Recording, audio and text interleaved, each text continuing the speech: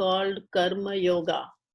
Again and again, you will see in the following verses, Bhagavan tells, change your karma, convert your karma to Karma Yoga. Then if you do Karma Yoga, it becomes a sadhana. And this sadhana is called, in other words, as yajna. Yajna means the loving offer to the God. That means any activity you do, offer it to Bhagavan, and that's a Karma Yoga or a Yajna. That's why Karma Yoga is necessary to maintain the harmony in the universe if we are a responsible citizen.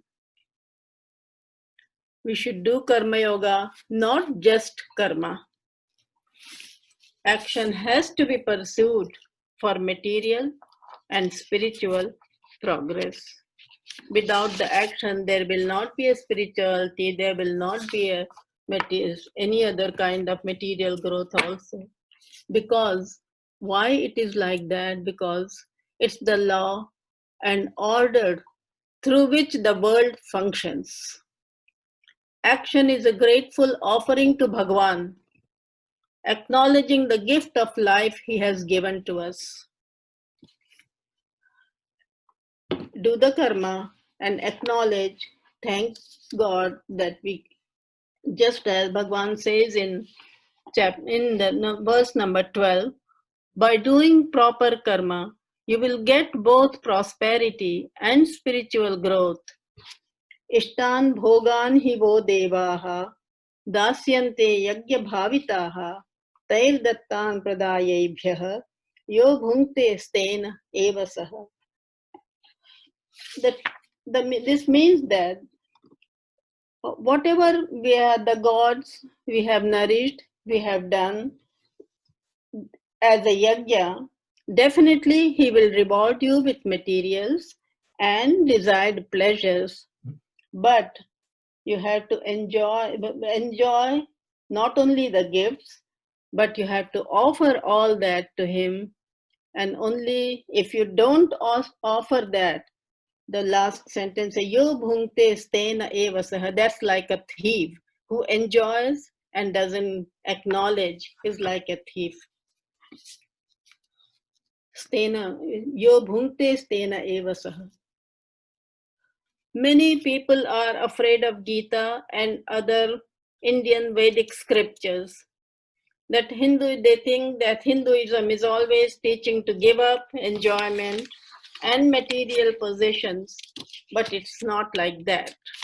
If you understand properly, very nicely our sages have said, when you get the proper meaning of dharma, artha, kama, moksha, you will not feel that anybody is telling you to give up or anything. All Vedic dharma tells you that you can pursue artha kama, but do it in a dharmic way. Make money, enjoy life, but to follow the guidelines of dharma. That's why the word dharma comes first, and after fulfilling your desires and duties, you can proceed to moksha. But whatever karma you do for artha kama means you want, artha means wealth, kama means enjoyment. So everybody having born as a human being, people do want to enjoy, and to enjoy you have to make money, but do it with a attitude of karma yoga. You will be happy and there will be less problems in the world. Hence, no need to give up karma. Only thing, we have to be sensible to some points, like have the control of sense organs, do the karma for loka sangraha. Whatever you do should be beneficial not only to you but for the society. Karma with non-binding attitude. Don't develop the attitude that I do it, I did it because of, without me it cannot be done and all that. And karma with Then what is happens? Do it with an Ishvara Arpana Buddhi, offering to Bhagwan. Yadyat karma karomi tattad akhilam shambho tava radhanam. Whatever I do, it goes. Here Shambho is Shiva. The devotee says, whatever I do, this is an aradhana to you. This comes in one of the shlokas Adi Shankaracharya wrote. It's called Shiva Manasa Puja. In that Shiva Manasa Puja, to tell you, you don't even need a temple at home, in the temple, anywhere. It's a Shiva Man. In the mind, you can imagine everything. I'm doing Abhishekam, I'm doing Archana, I'm doing Prasadam, I'm offering flowers, everything. And after all doing all that, the last line it says, Yat Yat Karma Karomi Yat Yat Karma Karomi Tattad Akhilam Shambho Tava Radhanam. So whatever I'm doing, Bhagwan, I'm offering it to you. And lastly, you have to have the feeling of give more, take less. This theory may not be applicable in this materialistic world, especially in these days, but that's the right way to think. That's what our Vedic culture asking us to do. Even Pujya Swamiji used to say always, consume less, contribute more.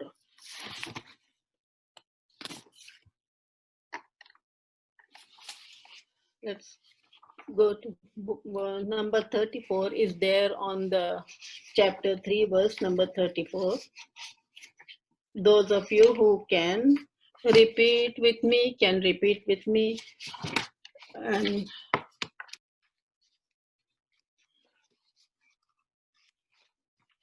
इन्द्रियस्येन्द्रियस्यार्थे रागद्वेषौ व्यवस्थितौ तयोर्नवशमागच्छेतो हस्यस्य परिपन्थिनौ. Indriyasyendrayasyarthe. Again, he is telling about controlling of sense organs, because there will be likes and there will be dislikes.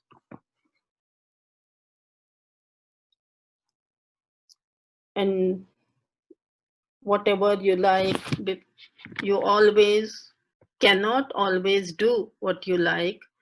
And the right way to think is Paropakaraya phalani vekshaha. Paropakaraya duhanti gavaha. Paropakaraya vahanti nadyaha. Paropakartham idam shariram. The trees give fruits, not for itself. It doesn't consume. Trees don't consume. Paropakaraya duhanti gavaha. The cow's milk, cow doesn't take it back. We are the one who need the cow's milk for our coffee, for our sweets, to feed to our children. How much milk we use in the world from ages, and that's the reason we had to honor the cow. Paropakaraya vahanti nadyaha. The rivers in the whole world, anywhere, any country, they are flowing for the benefit of the human being, human society, for the world. We use the water in every single way we can.